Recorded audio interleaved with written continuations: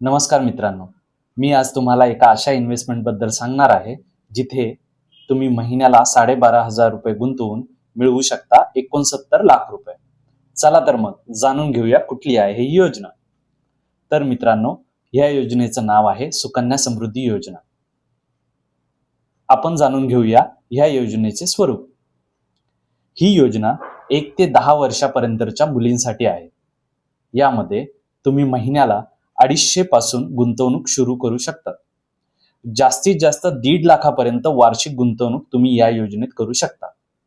या योजनेचा व्याजदर 8.2% इतका आहे, जो कुठल्याही सरकारी योजनेतील सर्वात जास्त व्याजदर आहे. आपल्याला 15 वर्ष या योजनेत पैसे भरावे लागतात. परतावा मात्र 21 वर्ष पूर्ण झाल्यावर मिळतो. म्हणजेच पैसे 15 वर्ष भरायचे, पुढील 6 वर्ष पैसे भरायचे नाही. चक्रवाढ व्याजाने त्या पैशाचे व्याज जमा होत असते आणि 21 वर्ष पूर्ण झाली की आपल्याला पूर्ण रक्कम व्याजासहित मिळते. चला आपण एक उदाहरण घेऊन समजून घेऊया. गृहीत धरा तुमच्या मुलीचे वय आज 1 वर्ष पूर्ण झालेले आहे आणि तुम्ही आता सुकन्या समृद्धी योजनेमध्ये तिचे खाते चालू करताय. तर तुम्हाला पुढील 15 वर्ष नियमित पैसे भरावे लागतील. म्हणजेच तुमच्या मुलीचे 16 वर्ष वय होईपर्यंत. त्यानंतर 6 वर्ष पैसे भरायचे नाही. 6 वर्ष पूर्ण झाल्यावर म्हणजेच तुमची मुलगी 22 वर्षाची पूर्ण झाल्यावर तुम्हाला पूर्ण रक्कम व्याजासहित मिळेल. चला आपण चार्टद्वारे समजून घेऊया किती गुंतवणूक केल्यावर आपल्याला किती परतावा मिळतो. जर तुम्ही महिन्याला 1,000 रुपये गुंतवणूक केली तर एका वर्षातील तुमची गुंतवणूक होते 12,000 रुपये. 15 वर्षामध्ये तुमची जमा झालेली रक्कम असते 1,80,000 रुपये. त्यावर तुम्हाला व्याज मिळते 3,74,000 आणि एकूण 21 वर्ष नंतर तुम्हाला जी मिळणारी रक्कम आहे ती मिळणार आहे 5,54,000 रुपये.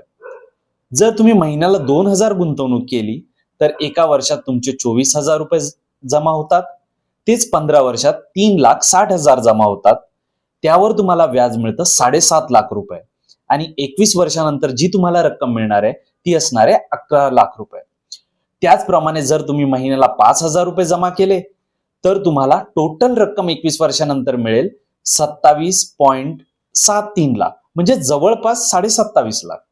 जर महिन्याला 10,000 रुपये तुम्ही जमा केले तर तुम्हाला मिळणारी रक्कम असणार आहे 55.5 लाख रुपये.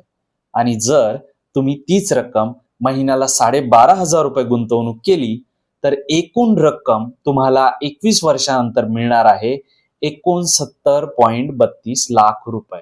आहे की नाही मस्त स्कीम?